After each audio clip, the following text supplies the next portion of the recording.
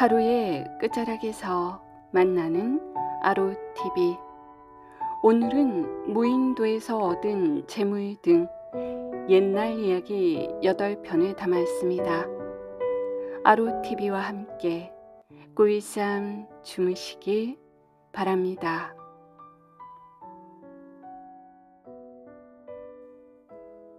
총포를 만드는 사람 박포장은 훈련 도감의 졸병으로 마음씨는 착하지만 얼굴이 못생기고 옷차림도 형편없어 남들이 함부로 대하고 조롱을 하기도 하지요. 박포장은 술을 매우 좋아했지만 돈이 없어 마음껏 사서 마실 수가 없었습니다. 그래서 늘 봉급을 타면 곧장 주막으로 달려가 술을 한 잔 받았지요. 그러고는 골방으로 들어가 문을 잠근 뒤 며칠 뒤에야 나오는 것이었죠. 그것을 이상하게 여긴 아내가 하루는 문구멍으로 들여다보니 박 포장이 술을 앞에 두고 제사를 지내듯 두 손을 모으고 있었어요. 술이 너무 아까워 차마 마시지 못하겠다는 표정이었지요. 그렇게 한참을 가만히 있다가 박 부장은 갑자기 껄껄 웃고는 술 대접을 받쳐들고 쭉 들이켰지요. 박 부장은 안주도 먹지 않고 벌떡 일어나 무릎을 치고 노래를 부르며 빙글빙글 돌았습니다. 그러고는 마신 술을 동이에 토해내는데 술의 양이 조금도 줄지 않았지요. 그렇게 마시고 또 토하기를 수십 번 반복하느라 해가 저물고 밤이 되고 다음날 아침이 되었어요. 그제야 박 포장은 방문을 열고 밖으로 나왔지요. 그는 방문 앞에 서 있는 아내를 발견하고는 움찔했어요. 술 한 번 거나하게 먹는구려. 아내가 말했지요. 내 워낙 술을 많이 마시는 사람이라 술 몇 동이로는 배를 채우기 어렵지. 술을 마셔버리고 다시 마시지 않으면 술 갈증을 참기 어렵다네. 그래서 어쩔 수 없이 그렇게 마셨다가 토하고 그걸 또 마시곤 하여 목을 축이고 흥을 돋우는 게지. 어느 날 박 포장은 사신 일행을 호위하는 임무를 맡고 중국으로 가는 배에 올랐습니다. 함께 배를 탄 수행원들은 중국에서 물건을 싸게 사와서 비싼 값을 받고 팔려고 돈을 잔뜩 마련했지요. 그들은 배에 돈을 가득 실었지만 박 포장만 빈털털이어서 모두들 박 포장을 깔보았어요. 박 포장이 탄 배가 넓은 바다로 나가자 파도가 일기 시작했어요. 갈수록 파도는 드높아졌지요. 높고 거센 파도가 배를 덮칠 듯 몰려왔다가 반대쪽으로 날아가곤 했습니다. 배에 탄 사람들은 상황이 아주 위태롭다는 것을 직감으로 알았지요. 그때 우두머리 사공이 말했습니다. 우리 일행 가운데 불길한 사람이 있어 용왕님이 노한 것입니다. 불길한 사람이 누군지 알아보아야겠으니 모두들 입고 있는 옷을 한 가지씩 벗어주십시오. 모두들 어쩔 수 없이 그 말에 따랐어요. 사공이 옷들을 차례차례 바다로 던지니 모두 물 위로 둥둥 떠가는데 유독 박 포장의 옷만이 바닷물 속으로 가라앉았지요. 박 포장이 불길한 사람이라는 증거였어요. 한 사람 때문에 배에 탄 사람이 모두 물에 빠져 죽을 수는 없지 않습니까? 빨리 박 포장을 바닷속으로 던져 우리 배를 구합시다. 사공의 말을 듣고 죄 없는 박 포장을 바다에 던져 넣을 수 없어 한동안 생각에 잠겨 있다가 사신이 말했죠. 가까운 곳에 섬은 없는가? 사공이 대답했습니다. 멀지 않은 곳에 조그만 무인도가 하나 있기는 합지요. 사신은 그 섬에 배를 대도록 명령하였어요. 거기에 박 포장을 내려놓을 생각이었지요. 그러나 배가 섬에 닿자 차마 못할 짓이라 여겼지요. 어찌 산 사람을 아무도 살지 않는 죽음의 땅에다 내버릴 수 있겠나. 이제 바람도 약간 잠잠해졌으니 그냥 함께 가도록 하세. 사신은 다시 닻을 들어올리도록 명령했어요. 그런데 출발한 지 얼마 되지 않아 배가 빙빙 돌기 시작하더니 조금도 앞으로 나아가지 못했지요. 배에 탄 사람들이 모두 한 목소리로 말했어요. 이 배 안에 분명히 불길한 사람이 있소이다. 다시 시험해 봅시다 그려. 그래서 사람들은 차례로 섬에 내리게 하였지만 배는 계속 빙빙 돌기만 했습니다. 그러다가 박 부장이 내리자 배가 더 이상 돌지 않고 멈추었지요.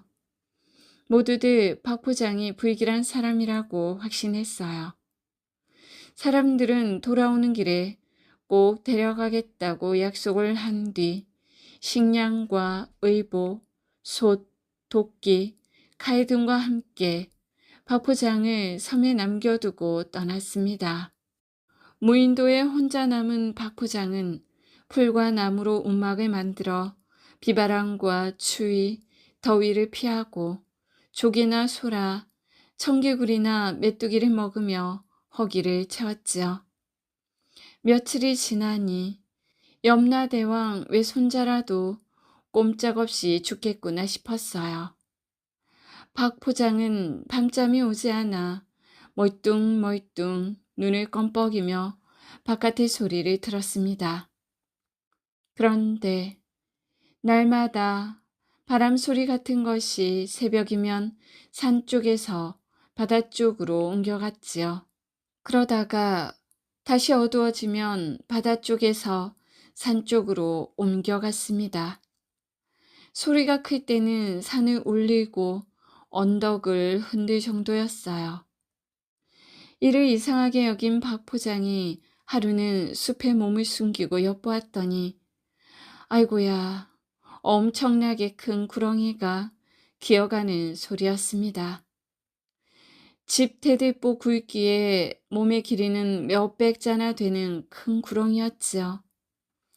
눈에서는 불빛이 이글거리고 이놈이 꿈틀꿈틀하면 길에는 깊은 고랑이 만들어져서 배가 다닐 수 있을 정도였습니다. 굴 속에서 기어나와 곰이나 사슴, 멧돼지 등을 닥치는 대로 삼키고는 바다로 들어가서 물고기나 거북 등을 먹어치웠지요. 박 포장은 칼을 날카롭게 갈아서 구렁이가 다니는 길목 곳곳에다 칼끝이 조금 튀어나오게 묻었습니다. 또 주변 숲의 대나무를 베어내고 밑동을 뾰족하게 깎아 혹시 일어날지도 모르는 일에 대비하였지요. 날이 어두워지자 구렁이가 바다에서 나왔습니다. 그리고 산으로 올라가려고 그곳을 지나다가 박 포장이 꽂아둔 칼끝에 걸려 주둥이부터 꼬리까지 쭉 갈라졌지요. 며칠이 지나자 온 섬 안에 비린내와 썩은 냄새가 진동했습니다. 박 포장이 그쪽으로 가보았더니 구렁이는 내장을 드러낸 채 죽어 있었지요. 그런데 내장을 치우자 뱃속에서 온갖 진주와 보석, 구슬이 나왔습니다. 박 포장은 풀을 엮어 그 보물들을 싼 뒤 헌옷으로 덮어두었지요. 모두 6섬이나 되었습니다. 섬에 혼자 남아 배가 다시 나타나기를 기다린 지 반년이 지났을까. 멀리 배가 한 척 보였습니다. 배는 서서히 다가오더니 안에서 외치는 소리가 들렸지요. 박 포장! 박 포장! 중국에 갔다가 돌아오는 사신에 배웠어요. 사신 일행은 박 포장의 손을 맞잡고 죽을 고생을 했다며 위로했습니다. 사신 일행은 알록달록한 비단, 문방구, 보석, 금부치 등 한 번도 구경하지 못한 중국의 진귀한 물건들을 배에 가득 싣고 있었지요. 그걸 보고 박 포장이 말했습니다. 여러분은 모두 중국에서 귀한 물건과 보물을 얻어오셨는데 나만 홀로 외로운 섬에 남아 눈 빠지게 배를 기다리고만 있었으니 그게 다 운수 아니겠소? 돌아가서 무슨 얼굴로 처자식을 대할지 걱정이요. 나는 심심하여 그냥 돌멩이들을 주워 모았지요. 혹시 아내가 배를 짤 때 배틀 밑을 받치는 데라도 쓰려고 말입니다. 그러고는 6섬의 꾸러미를 들어올려 배에다 실었지요.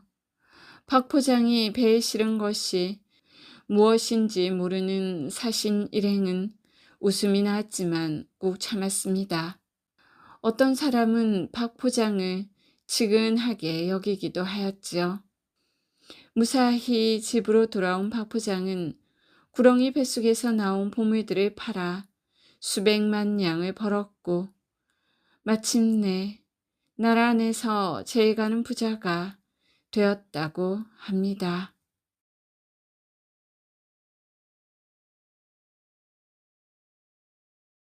옛날 옛적 어느 곳에 활을 아주 잘 쏘는 한량이 살았어요. 활만 잘 쏘는 게 아니라 힘도 세고 담도 커서 장사 중에 장사였지요. 하루는 이 사람이 어느 마을을 지나는데 어느 집에서 아이고 아이고 하며 슬피 우는 소리가 들렸답니다. 무슨 일인가 하고 들여다보니 온 식구가 마당에 멍석을 깔고 앉아 아주 슬피 울고 있었습니다. 그래서 물어보았지요. 무슨 일로 그러시오? 오늘 혼이 난 우리 아들과 며느리가 괴물한테 잡혀가 버렸지 뭐요. 아이고 억울하고 슬퍼서 이렇게 울고 있습니다. 그래요? 그럼 그 괴물은 어디로 갔소? 저 산 너머로 갔지요. 한량이 그 길로 곧장 산을 넘어갔어요. 산을 7번이나 넘어 한 곳에 가보니 그 외진 곳에 커다란 기와집이 한 채 있었습니다. 그런데 얼마나 오래 묵은 지붕인지 지붕에 불이 그득했지요. 가서 대문을 열었습니다. 그런데 대문이 꼭 잠겨 있어 밀어도 열리지 않았고 흔들어도 열리지 않았어요. 그래, 담을 넘어 들어갔지요. 마당에 들어가 보니 중문이 나오는데 중문도 꼭 잠겨서 암만 해도 열리지 않았지요. 담을 넘으려고 보니 너무 높았습니다. 그래 넘을 수도 없었고 이리저리 들어갈 데를 찾아보니 담 밑에 조그마한 개구멍이 하나 있었지요. 그래, 그리로 기어 들어갔습니다. 딱 들어가 보니 너른 뜰이 나오고 그 한쪽에서 사람 그림자가 어른어른 하였지요. 얼른 나무 뒤에 몸을 숨기고 가만히 보니 웬 털복숭이 괴물이 신부를 묶어놓고 신랑을 막 놀려먹고 있는 것이었지요. 끼끼끼끼. 만약 이걸 받아 먹으면 신부를 돌려주마. 이러면서 칼 끝에 짐승 고기를 꽂아가지고 휙휙 돌리고 있었습니다. 그걸 신랑한테 던질 참이었지요. 신랑은 너무 무서워 벌벌 떨고만 있었습니다. 안 되겠다 싶어 나무 뒤에서 썩 나왔죠. 그러지 말고 나하고 겨루자. 나는 네가 던지는 칼에 꽂힌 고기를 받아 먹을 테니 너는 내가 쏘는 화살에 꿰인 고기를 받아 먹어라. 어떠냐? 뭐야? 웬 놈이 겁도 없이 나서느냐? 좋다. 이렇게 해서 둘은 겨루기 시작했어요. 먼저 괴물이 칼끝에 고기를 꽂아 휙 던지는 걸 이 한량이 냉큼 받아 먹었지요. 그것도 고기만 쏙 빼먹고 칼은 쓱 떨궜습니다. 괴물은 화가 단단히 났는지 더 큰 칼에 고기를 꽂아 쌩 하고 던지는 것이었죠. 그래, 한량이 또 고기만 덥석 받아 먹었어요. 세 번째는 더 큰 칼에 고기를 꽂아 아주 뼛속 깊이 남아있는 용을 다 끌었으며 던지는데 이것도 고기만 턱하니 받아 먹었지요. 그러고 나서 이번에는 한량 차례가 되었어요. 한량이 화살 끝에 고기를 꿰어 가지고 딱 괴물 입을 겨냥해서 쏘았어요.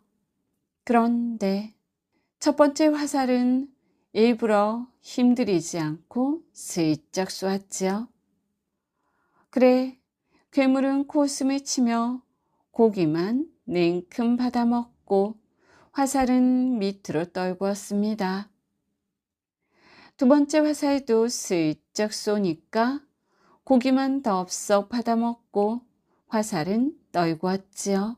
그래, 괴물은 한량을 우습게 보기 시작했어요. 한량은 계획대로 세 번째는 젖먹던 힘까지 다 써서 화살을 날렸지요. 겉으로는 슬쩍 쏘는 척하며 화살에 온 힘을 다 실었어요. 괴물은 이번에도 대수롭지 않게 고기를 더 받아먹는데 화살이 어찌나 빠르고 세었던지 미처 떨구지도 못하고 그냥 맞아 죽었지요. 그렇게 해서 한량은 신랑 신부를 살려 마을로 데려왔어요.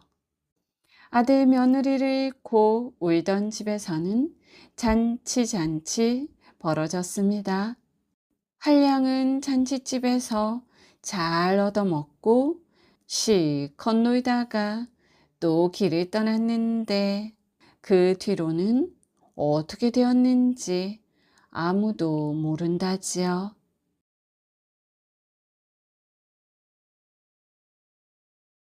황희는 고려 공민왕 때인 1363년 개성에서 태어났지요. 그는 27세 때 과거에 합격하여 임금의 비서로 일했습니다. 그 이듬해인 1390년 황희는 어느 고을에 훈도로 나갔지요. 고려시대의 훈도란 글방의 훈장이면서 때로 고을의 사또 일을 도와주기도 하는 벼슬이에요. 사또가 없을 때는 대신 일을 보기도 했지요. 모처럼 휴가를 얻어 개성에 있는 집으로 가던 황희는 나무 그늘에서 쉬게 되었어요. 그는 등에 걸머졌던 괴나리 보찜을 밭둑에 벗어놓고 편한 마음으로 앉아 있었지요. 때는 여름, 나무마다 매미 소리가 요란한데 밭에서는 웬 나이 많은 농부가 소 2마리를 부리며 쟁기질을 하고 있었어요. 소의 멍에를 씌워 밭에 가는 것을 쟁기질이라고 하죠. 소 1마리가 끄는 쟁기를 홀이라고 하고 소 2마리가 끄는 쟁기를 결이라고 합니다. 그러니까 황희가 본 쟁기질은 결이질이지요. 한동안 넋을 잃고 밭갈이 하는 모습을 보고 있던 황희는 농부에게 물었습니다. 여보시오 농부님, 저 2마리 황소 중에서 어느 소가 더 힘이 셉니까? 검정소요, 누런소요? 농부는 얼른 대답을 못하고 오물거리더니 쟁기를 놓고 다가왔어요. 그리고는 귀를 빌리자는 신용을 했지요. 황희는 머쓱해지며 어쨌거나 농부가 하자는 대로 귀를 갖다 대었어요. 그제야 농부는 황희의 귀에 대고 나직이 소곤거렸습니다. 실은 누렁이가 한결 힘이 세다오.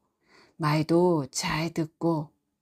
황희는 눈을 동그랗게 뜨고 다시 물었어요. 그렇습니까? 그런데 뭐 이런 걸 제게 기회말을 하시죠? 젊은 선비님, 내 말 좀 들어보시오. 아무리 짐승이라 하더라도 저들이 듣는 앞에서 누가 낫고 누가 못함을 어찌 함부로 들추어 말하겠소. 저들도 저 흉보는 소리를 하면 싫어한다오. 황희는 속으로 아하 하고 크게 깨달았어요. 무언가 깊이 느껴지는 게 있었던 것입니다. 짐승조차 저 흉보는 걸 듣기 싫어하거늘 사람이야 오죽하랴. 남의 말을 함부로 이러쿵저러쿵 짓거리는 일은 아니다라고 생각했지요. 1392년 기울어 가던 고려는 마침내 34대 475년 만에 역사의 막을 내렸습니다.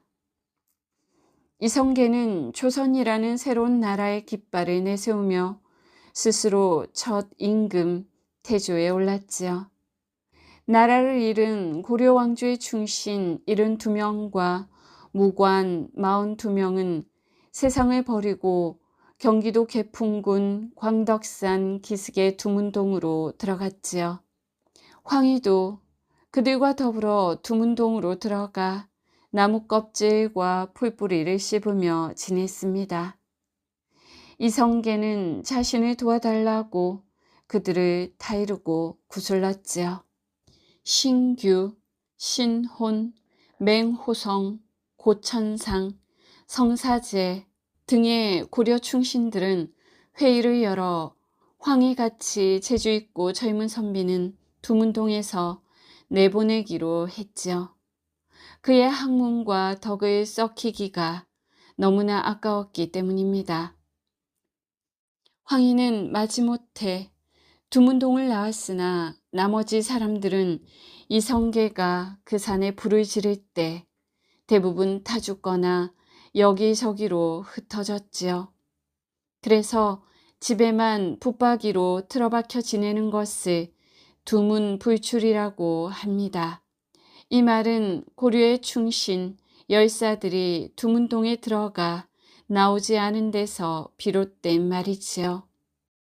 조선이라는 새 왕조의 벼슬살이를 시작한 황희는 그 어진 인품과 고든 성격으로 조정의 신하나 백성들 사이에 그 이름이 널리 알려지게 되었습니다.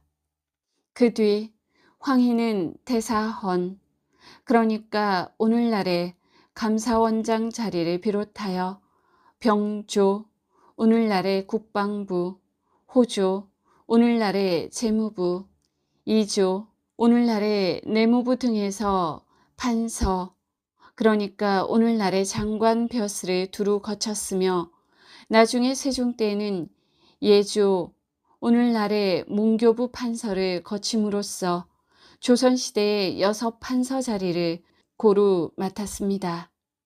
하루는 황희가 방에서 책을 읽고 있는데 밖이 시끌벅적했지요. 두 계집종이 내가 잘했니 제가 잘했니 하고 서로 악다구니를 쓰며 싸우고 있었습니다. 황희 정승이 문을 열고 내다보자 두 계집종은 쪼르르 달려와 저희들의 잘잘못을 가려달라고 했지요. 나이가 많은 계집종의 하소연이 끝나자 황 정승은 고개를 끄덕이며 말했습니다. 오냐 오냐. 내 말이 옳은 것 같구나. 이번에는 나이가 아래인 계집종이 하소연을 했습니다. 다 듣고 난 황정승은 아까처럼 고개를 끄덕이며 대꾸했지요. 그래, 오냐. 내 말을 듣고 보니 너도 옳은 것 같구나. 먼 발치에서 이를 지켜본 황정승의 아내가 나무라듯 한마디 했습니다.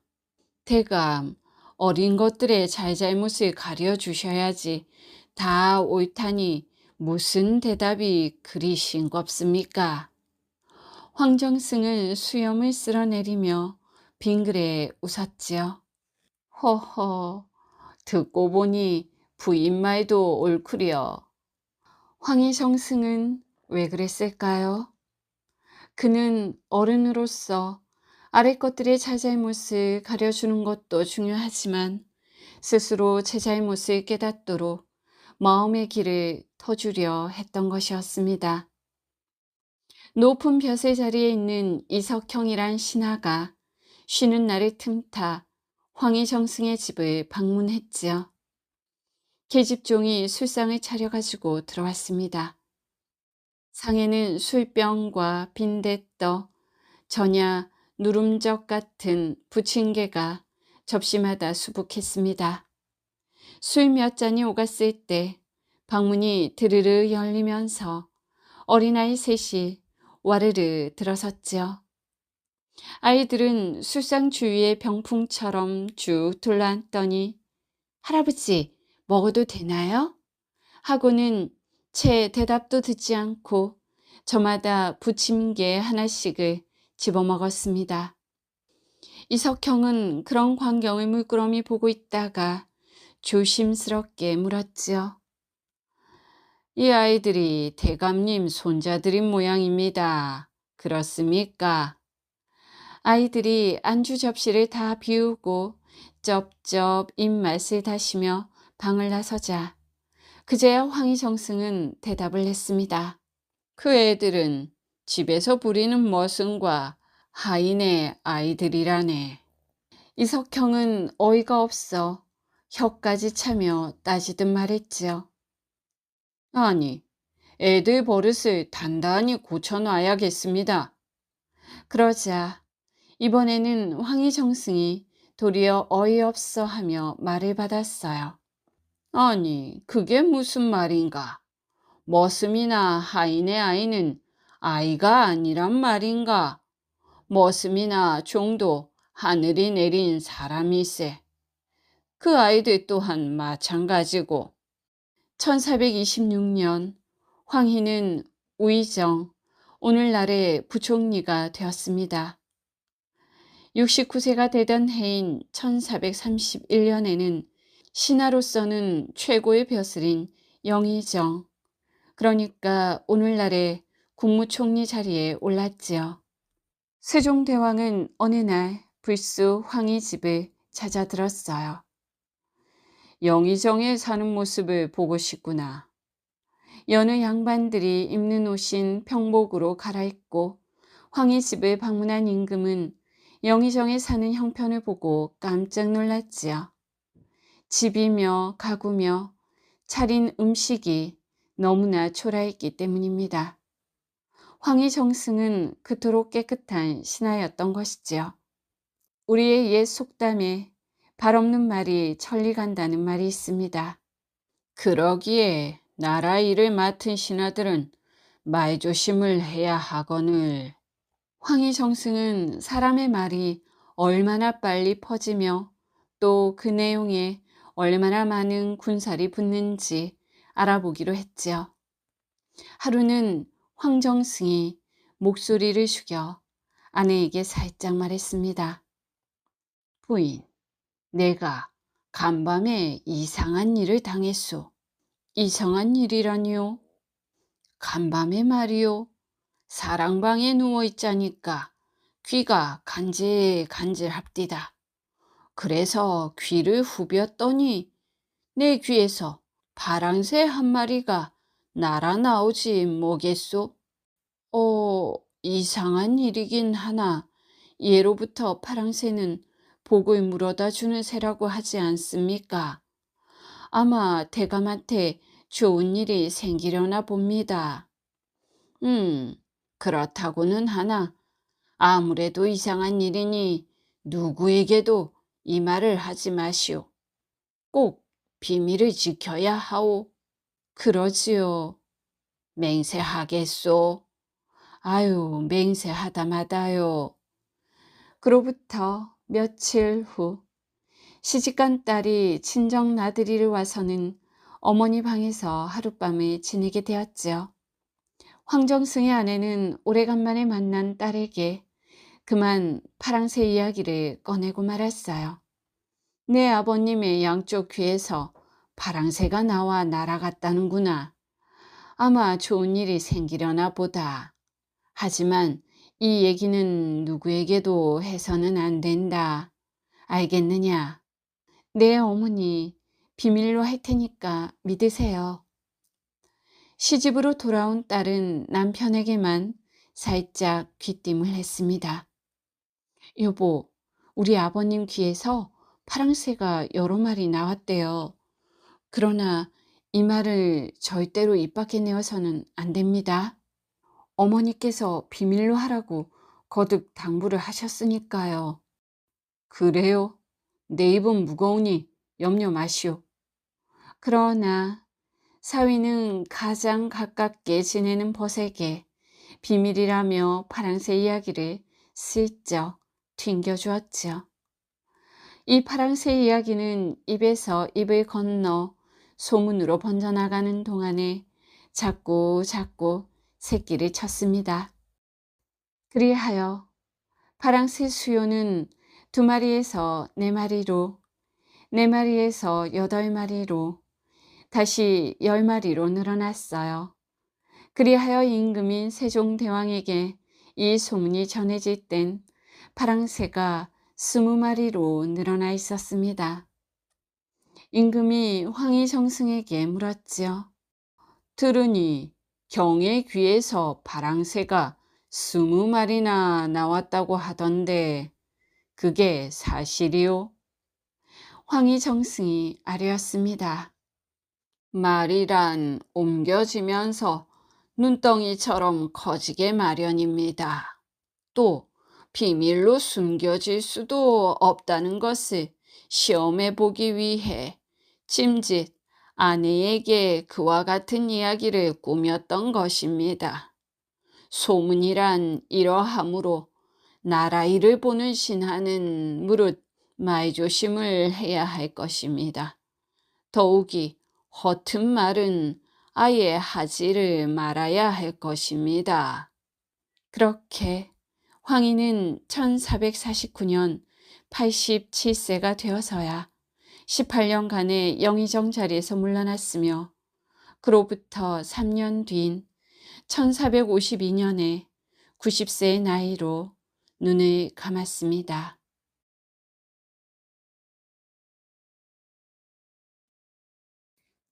옛날 옛적 어느 곳에 한 처녀가 살았어요. 일찍이 어머니를 여의고 아버지하고 2 오빠들과 함께 살았지요. 어머니 없이 살다 보니 온갖 집안일은 이 처녀 혼자 도맡아서 하게 되었어요. 밥하기와 물 깃기, 청소하기와 빨래하기는 말할 것도 없었고 솜 타고 명 잡고 날고 메어 배를 짜서 철철이 옷 찢는 일까지 다 했지요. 그러다 보니 바깥 구경이라고는 어쩌다 우물에 물 기르러 갈 때밖에 못했어요. 하루는 이 처녀가 물동이를 이고 우물에 물을 기르러 갔는데 거기서 어떤 총각하고 딱 마주쳤지요. 누군고 하니 그 마을 부잣집에서 머슴살이 하는 총각이었어요. 총각도 물지개를 지고 물을 기르러 왔다가 만난 것이지요. 둘이서 이것저것 도와주고 거들어주고 이렇게 하다가 서로 마음이 쏙 끌렸어요. 그 다음부터는 하루가 멀다 하고 우물가에서 만났지요. 그렇게 자주 만나다 보니 정이 점점 깊어지고 그러다가 둘이 서로 혼인 약속까지 하게 되었어요. 하루는 처녀가 몸이 아파 우물가에 나가지 못했지요. 그러니까 총각이 걱정이 돼서 처녀 집에까지 찾아왔어요. 집 안에는 못 들어오고 단밖에서 기웃기웃 넘겨다 보았지요. 그러다가 오빠들한테 딱 잡혔어요. 네 이놈, 머슴살이하는 주제에 감히 여염 처녀가 사는 집을 기웃거리다니 아주 몹쓸 놈이로구나. 총각은 속절없이 흠씨 두들겨 맞고 내쫓겼어요. 그런데 그 일을 알게 된 아버지가 그 다음부터 처녀를 집 밖에 한 걸음도 못 나가게 하는 것이었죠. 아주 옴짝달싹도 못하게 하는 것이었어요. 처녀는 집안에 갇혀 지내면서도 그저 총각 걱정만 했습니다. 그러다가 얼마 안 되어 아버지한테서 마른 하늘에 날벼락 같은 소리를 듣게 되었어요. 너를 건넌 마을 부잣집에 시집 보내기로 했으니 그리 알고 있어라.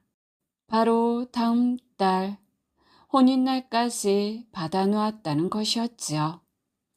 처녀는 마음에도 없는 시집을 가게 된 것이 너무 억울해 하소연을 해보았지만 소용이 없었습니다.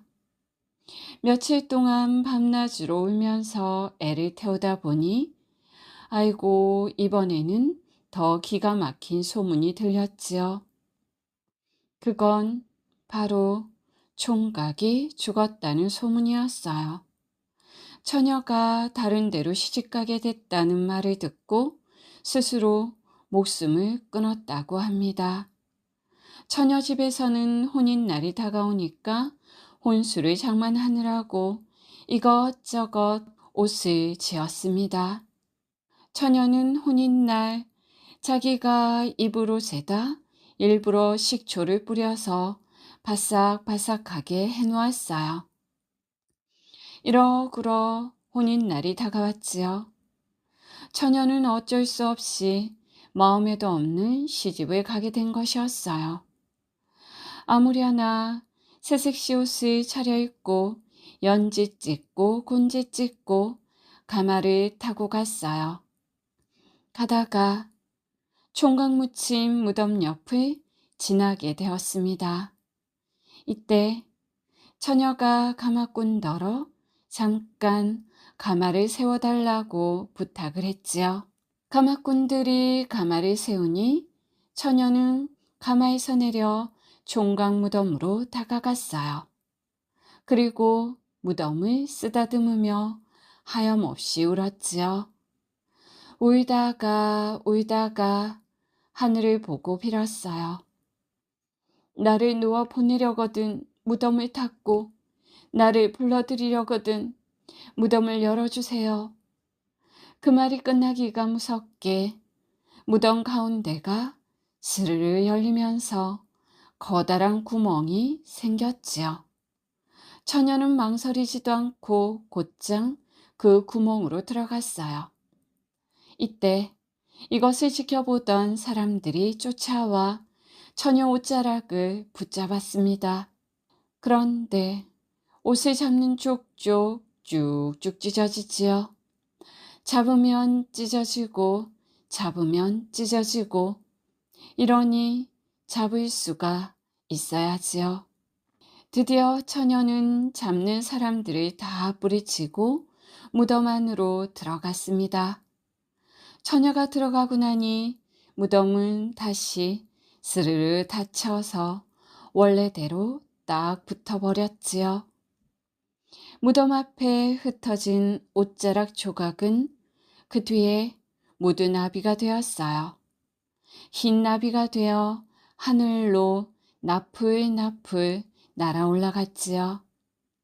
흰 나비떼가 날아오르자 어디선가 노랑 나비떼가 날아와 흰 나비와 함께 춤을 추며 너울너울 날아갔다고 합니다.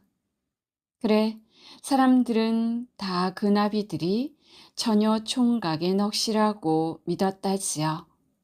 흰나비는 처녀의 넋이고 노랑나비는 총각의 넋이라고 말이지요.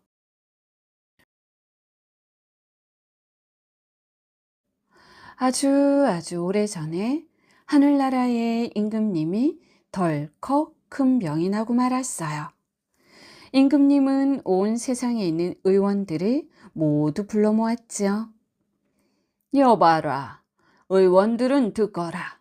내가 병이 났는데 도저히 낫지를 않는구나. 어서 나를 고쳐다오. 의원들은 모두 하나님의 병을 고치려고 애를 썼습니다. 그러나 하나님이 무슨 병에 걸렸는지 도무지 알 수가 없었지요. 하나님의 병은 점점 깊어갔습니다. 이젠 누워서 일어나지도 못했지요. 그 무렵 한 의원이 찾아와서 말했어요. 임금님의 병은 저 지상에서 나는 도란이라는 것을 캐어 먹어야 낫는 병이옵니다. 그 말을 듣고 임금님은 즉시 신하들을 불러 모았어요. 내 병은 지상에서 나는 도란이라는 것을 캐어 먹어야 낫는다고 한다. 그런데 누가 저 지상으로 내려가 도란을 캐오겠느냐?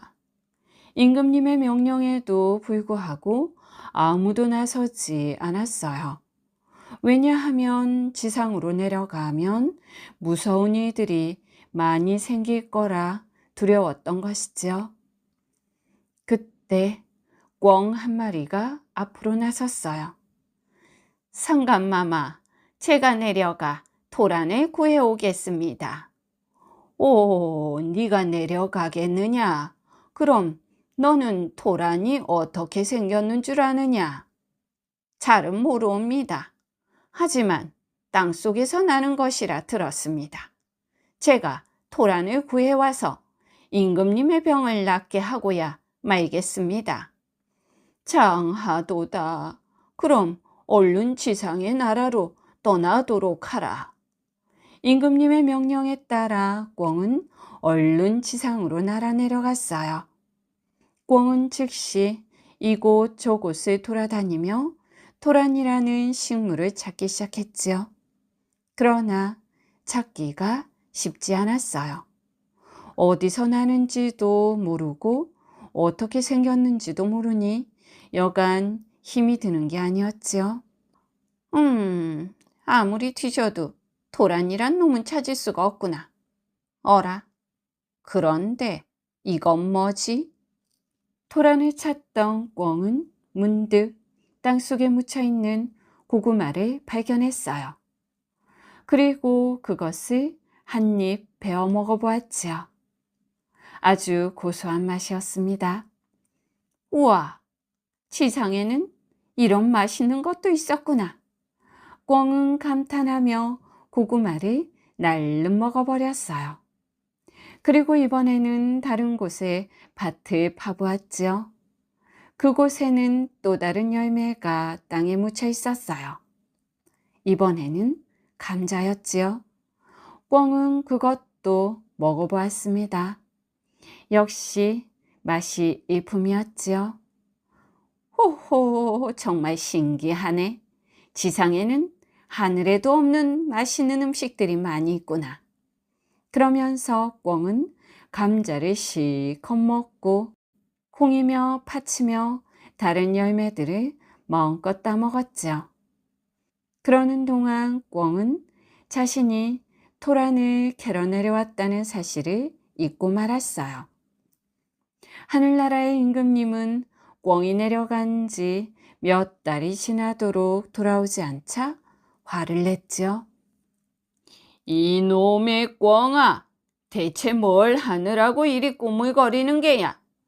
임금님은 야단을 치며 천둥번개를 내려보냈어요. 꽝 소리가 들리고 시퍼런 불빛이 번쩍였죠. 꿩은 깜짝 놀랐습니다. 그것이 자신을 꾸짖는 소리인 줄 알고 있었던 것이지요. 그때 꿩은 얼른 자신이 먹고 있던 콩을 내팽개쳤어요. 그러고는 꽁지로 하늘을 치켜든 채 대가리만 땅에 쳐박고 땅을 뒤지는 척했습니다.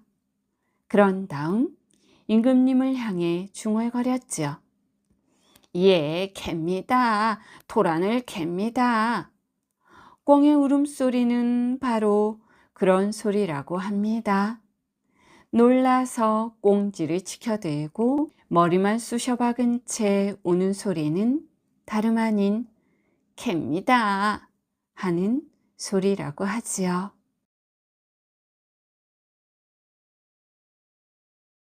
반딧불이 운녀는 오늘도 밤이 되자 산속을 헤매기 시작했습니다. 주위의 짐승들이 놀리듯 노래를 불렀지요. 그러나 은녀는 아랑곳하지 않고 깊은 숲속을 다니며 외쳤습니다. 금동아, 금동아. 그러나 숲에서는 아무런 대답도 없었지요.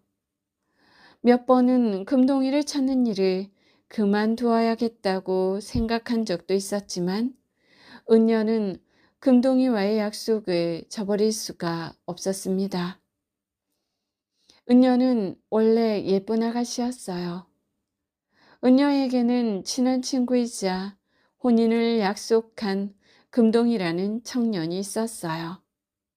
둘은 한 마을에서 같은 날 태어났고 이때부터 이미 두 사람의 부모가 서로를 맺어주기로 약속한 터였지요. 자라나면서 은녀와 금동이도 친하게 지냈습니다. 사이가 좋아 마치 친남매 같았지요. 은녀야, 우리가 크면 꼭 혼인해서 행복하게 잘 살자. 응, 우리는 하늘이 맺어준 인연인가 봐. 둘은 행복해하며 예쁘고 착하게 자라났습니다. 서로 꽃반지를 주고받으며 굳은 약속을 했지요. 그런데 어느 날이었어요. 산속으로 나무를 하러 간 금동이가 돌아오지 않았습니다. 처음에는 아마 길을 잃었을 거야. 하지만 금동이는 똑똑한 아이니까 곧 돌아오겠지? 라고 생각하며 금동이를 기다렸어요. 금동이의 부모도 은녀의 부모도 그렇게 믿었지요. 하지만 금동이는 돌아오지 않았습니다. 하루가 지나고 이틀이 지났어요. 한 달, 두 달, 그리고 1년이 지나도 금동이는 돌아오지 않았습니다. 그동안 은녀는 물론이고 금동이와 은녀의 부모들까지 낮과 밤을 가리지 않고 주변의 모든 산을 뒤졌습니다. 하지만 금동이의 흔적조차 발견할 수가 없었지요. 결국 몇 년이 지난 후에도 금동이가 돌아오지 않자 은녀의 부모는 은녀를 다른 청년에게 시집 보내려 했습니다. 얘야, 이제 금동이는 돌아오지 않는단다. 이제 금동이는 잊어라. 하지만 은녀는 그럴 수가 없었습니다. 금동이와의 약속을 잊을 수가 없었지요. 그러나 그럴수록 은녀의 부모는 하루빨리 은녀를 시집 보내려 했습니다. 은녀는 기도했지요. 신령님, 저를 벌레로 만들어도 좋습니다. 제발 금동이를 찾게 해주세요. 금동이를 두고 다른 청년에게 시집갈 수는 없답니다. 그러자 정말로 은녀는 작고 귀여운 곤충이 되었습니다. 바로 반딧불이었지요. 신령님은 밤에도 은녀가 금동이를 찾을 수 있도록 꽁지에 불을 달아 주었습니다. 그 때문에 지금도 반딧불이는 꽁지에 불을 달고 다닌다고 하지요. 아마 아직도 금동이를 찾고 있는 듯 합니다.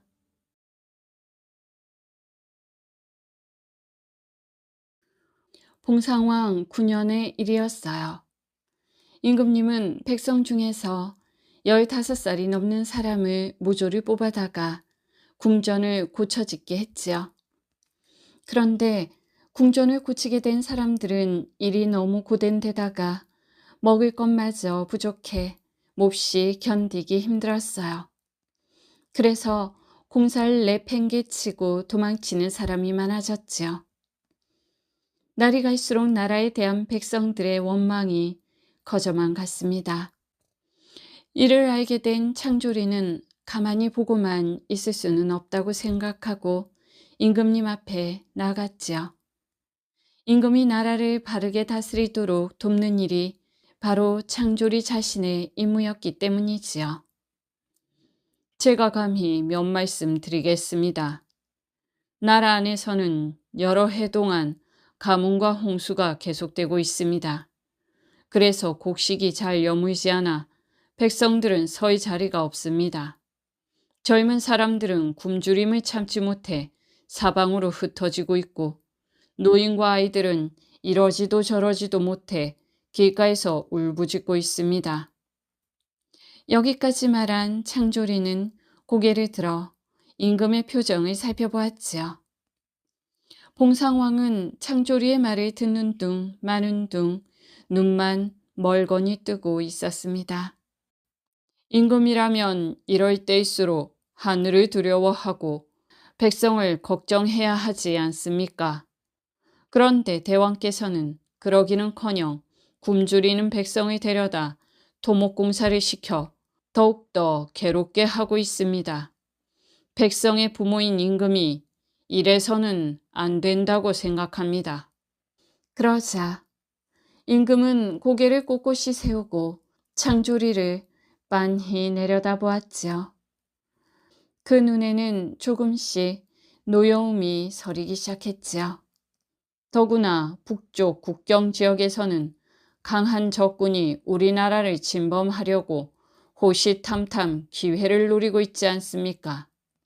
만일 이런 허술한 틈을 타서 적군이 쳐들어오면 대왕과 백성은 어떻게 되겠습니까? 대왕께서는 이 점을 깊이 살피셔야 합니다. 창조리의 말을 다 듣고 난 봉상왕은 버럭 화를 내며 호통을 쳤지요. 국상은 무슨 말을 그리 함부로 하시오. 원래 임금은 백성이 우러러보는 존재라는 걸 잊었소.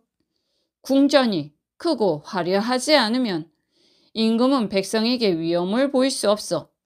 국상은 내가 나라를 잘못 다스린다고 비판하고 토목공사를 그만두게 하여 백성의 칭찬을 듣고 싶은 모양인데 그건 어림도 없는 짓이오. 창조리는 임금이 바른 말을 받아들일 줄 모르고 백성의 고통을 생각하지 않는 게 몹시 섭섭했지요. 고통 속에 빠진 백성을 구해주지 않으면 어진 임금이 될 수 없습니다.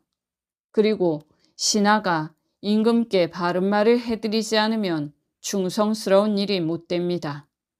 저는 국상 자리에 있기 때문에 대왕께 감히 이런 말씀을 드리는 것입니다. 어찌 백성의 칭찬을 듣기 위해 이런 말을 하겠습니까?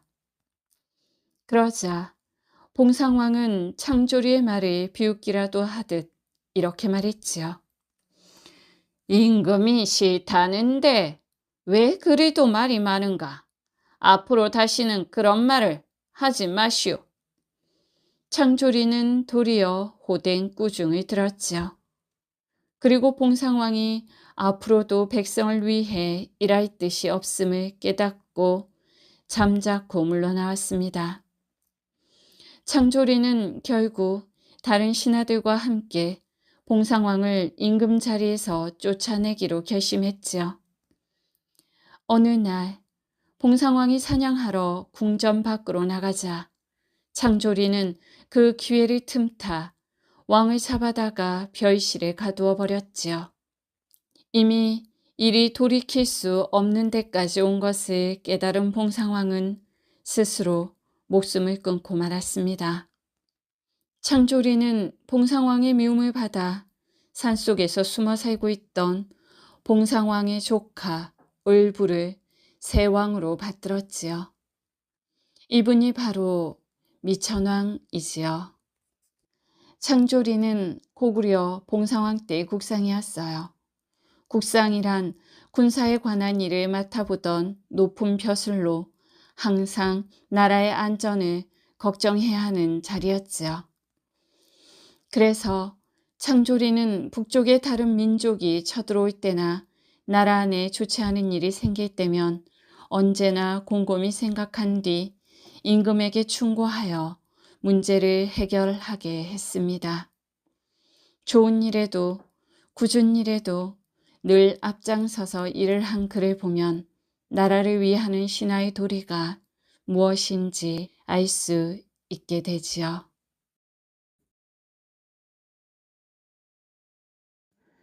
두더지는 땅을 뚫고 땅속을 돌아다니지요. 그러던 두더지가 어느 날 자신을 이기는 자를 구하여 혼인하려고 마음먹었어요. 하늘은 땅보다 훨씬 높으니 나를 너끈히 이길 거야. 곧바로 하늘에게 가서 혼인해달라고 요청했어요. 하늘은 완곡히 사양했지요.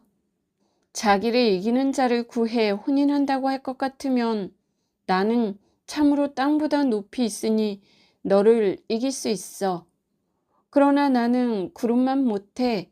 내가 비록 높고 밝긴 하나 구름이 와서 나를 가리면 온 세상이 구름만 보고 나를 보지는 못하거든.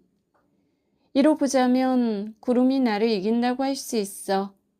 구름에게 가서 청혼하는 게 어때? 이에 두더지는 하늘의 말을 가지고 구름에게 가서 혼인하기를 청했지요.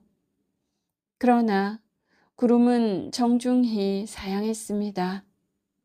하늘이 내가 저를 이긴다고 여기지만 나는 바람만 못해.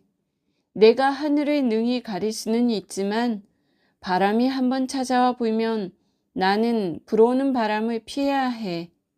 바람이 동쪽에서 불어오면 나는 서쪽으로 피하지. 바람이 서쪽에서 불어오면 나는 동쪽으로 피해야 해. 남쪽과 북쪽에서 불어올 때도 마찬가지야. 바람이 동서남북 사방에서 불어오면 나는 피할 곳이 없어져 사방으로 흩어졌다가 마침내 흔적조차 없어지게 돼. 이것으로 보아 바람이 나를 이긴다고 할 수 있어. 바람에게 가서 청혼해야겠지? 두더지는 곧 구름의 말을 가지고 바람에게 가서 혼인하기를 청했지요. 바람도 정중히 거절했습니다. 구름이 내가 저를 이긴다고 생각하지만 나는 돌부처만 못해. 내가 노여움을 일으키면 큰 나무가 흔들리고 큰 물이 요동을 치게 되지. 무릇 온 세상을 통틀어 내가 흔들어서 두려움에 떨지 않는 게 없어. 그러나 돌부처만은 흔들리지 않더라고. 내가 빠르게 불면 온 세상의 모든 것이 빠르게 움직이고 내가 느릿느릿 불면 천하의 모두가 천천히 움직여. 그러나 돌부처만은 내가 빠르게 불어도 움직이지 않고 느릿느릿 불어도 움직이지 않아. 옛날에도 돌부처는 움직이지 않았고 지금도 돌부처는 움직이지 않지. 이로 보아 돌부처가 나를 이기는 것이야. 돌부처에게 가서 구혼하는 게 어때? 곧 두더지는 바람의 말을 가지고 돌부처에게 가서 청혼하였지요. 돌부처도 고개를 가로저었어요. 대체로 바람의 말이 맞긴 해. 그러나 나를 이기는 자가 있어. 내가 여기서 편안하게 앉아있으면 바람이 불어도 움직이지 않고 비가 뿌려도 떠내려가지 않지. 나는 앞도 편안하고 뒤도 편안해. 그러나 나는 두더지가 와서 내 밑을 뚫는 것만큼은 너무 무서워. 오늘 내 밑을 뚫고 내일도 내 밑을 뚫으면 나는 하루아침에 갑자기 무너져 버려. 이로 보아 두더지가 나를 이기는 것이야. 그제야 두더지는 세상에서 자기를 이길 자가 없음을 깨달았지요. 그리곤 곧 돌아가 자기 종족인 두더지와 혼인을 하였답니다.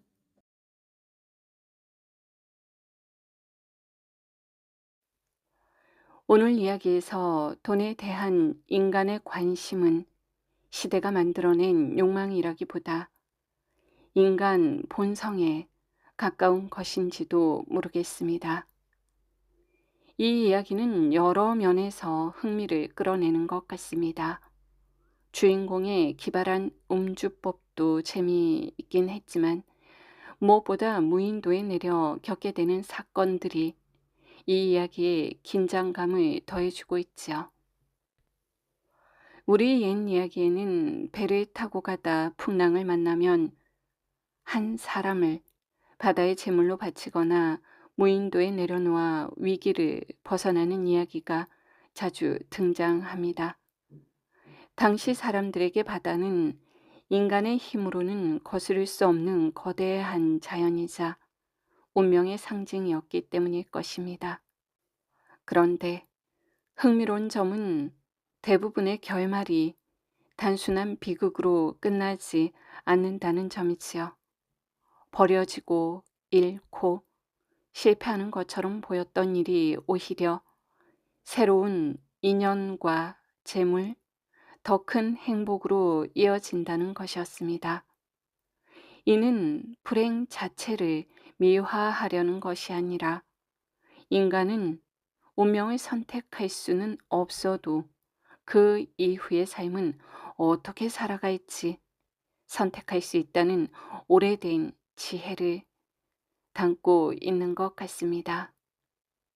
긴 시간 들어주셔서 감사합니다.